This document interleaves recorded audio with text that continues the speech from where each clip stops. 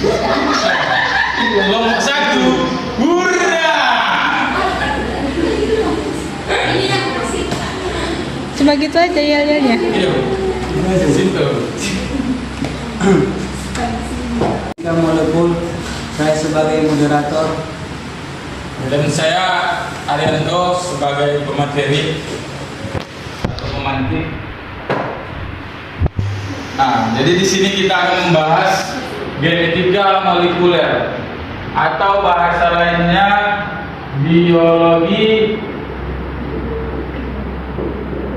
molekuler. Jadi, genetika molekuler adalah inti dari biologi molekuler yang membahas tentang sel, sistematis modifikasi, mekanisme dan interaksi molekul tersebut. Molekul itu adalah bagian kecil dari sel.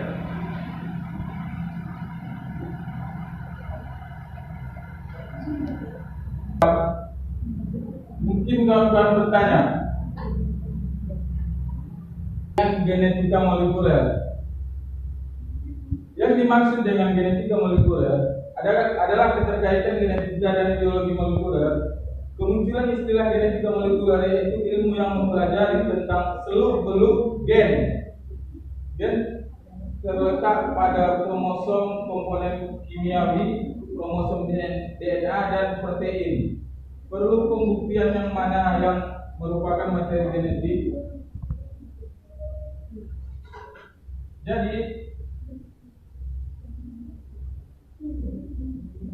kromosom dan DNA dan protein termasuk bagian dari genetika molekuler. Cabang-cabang genetika molekuler. Genetika molekuler memiliki 3 cabang, yaitu genetika sel, genetika populasi, dan genetika kuantitatif. Metode apa saja yang digunakan biologi sel untuk molekuler? Penggunaan teknik molekuler mulai berkembang di awal dengan metode berbasis PCR yang kita alami saat ini, seperti rapid test, mikrosatelit, dan marker DNA, hingga akhir ditemukan metode sequencing yang mendukung perkembangan teknik biologi molekuler menjadi semakin besar. Genetika membahas tentang apa saja?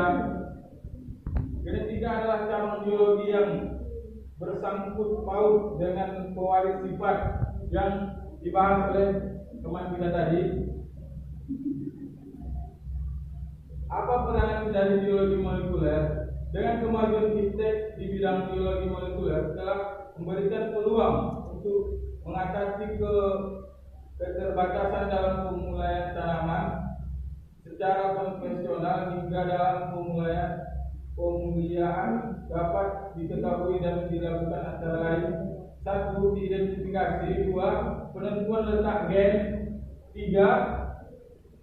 Pemindahan gen tak terbatas, peningkatan pemahaman proses terhadap tanaman tersebut. 3 langkah prinsip isolasi DNA. Prinsip isolasi dalam DNA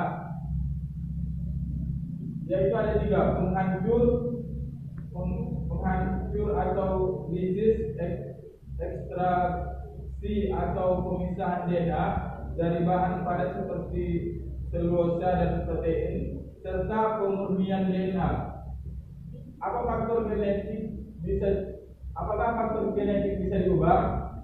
Masing-masing individu memiliki gen dan DNA yang berbeda-beda. Bahkan saudara kembar identik sekalipun perbedaan genetik inilah yang membuat perbedaan fisik, perilaku, mempengaruhi fungsi tubuh dan juga risiko akan suatu penyakit. Namun tetap saja genetik akan berubah ketika bertemu dengan lingkungan. Jadi faktor lingkungan itu yang utama, teman-teman.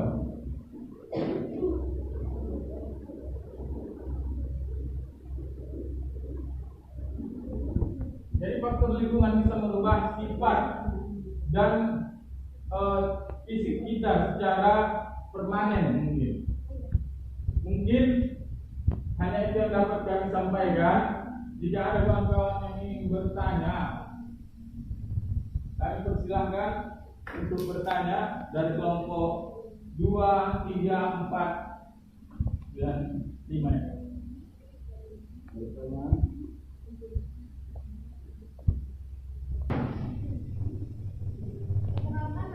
Saya Agustin, saya dari kelompok 2 ingin bertanya kepada kelompok 1. Nah, di sini saya ingin mengajukan pertanyaan mengenai di sini kan ada dikatakan prinsip utama dalam isolasi DNA. Pertanyaan saya, bagaimana cara penghancuran atau lisis dalam isolasi DNA?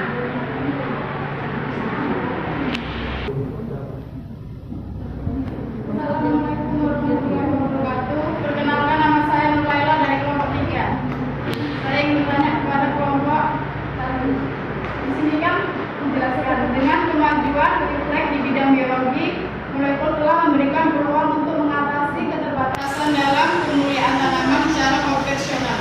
Nah, pertanyaannya, coba jelaskan cara mengatasi keterbatasan dalam pemulihan tanaman secara konvensional. Assalamualaikum warahmatullahi wabarakatuh. Waalaikumsalam warahmatullahi wabarakatuh. Saya ingin bertanya pada kelompok 1. Saya mewakili kelompok 4 ingin bertanya. Namanya Kak? Wiji Lestari. DNA bersifat asam, basah atau netral? Jelaskan.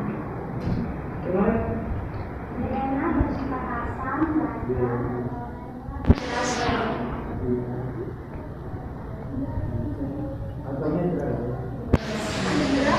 Perkenalkan, nama saya Megawati. Saya dari kelompok 5 ingin bertanya, tersusun dari molekul apakah materi genetik?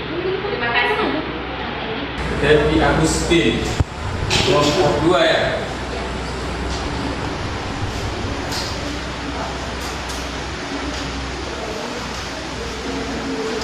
Pertanyaan tadi, bagaimana cara memisahkan atau memecah, menghancurkan kan?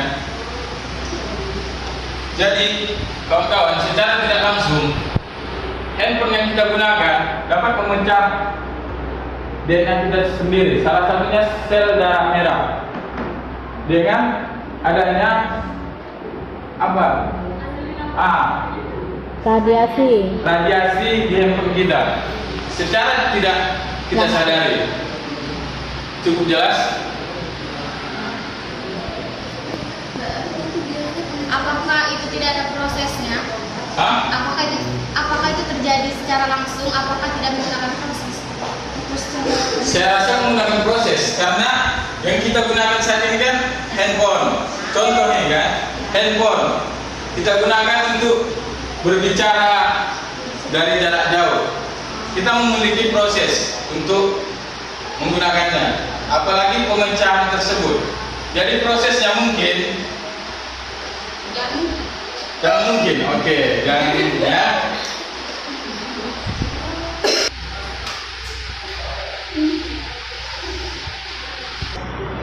DNA bersifat asam atau netral, ya kan Kak?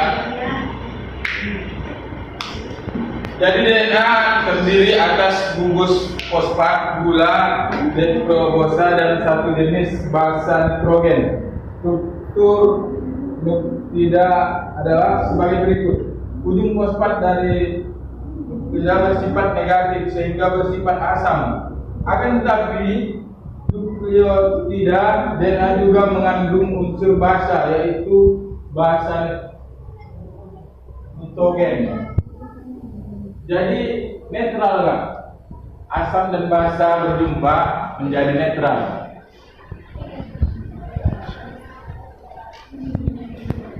Pertanyaan dari kelompok 3 yaitu Leila.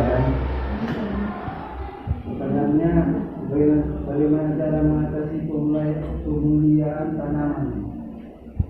Teknik pemulihan tanaman terbagi menjadi dua, yaitu konvensional dan konvensional. Metode konvensional diantaranya itu 1. Teknik persilangan, 2. Teknik introduksi, 3. Teknik manipulasi genom, dan 4. Rekayasa gen. Sedangkan metode konvensional mencakup 1. Coding gen, 2. Markah molekul, dan 3. Transfer gen. Dan bisa diterima. Yang saya pertanyakan kan Iya. cara mengatasinya. Cara mengatasinya.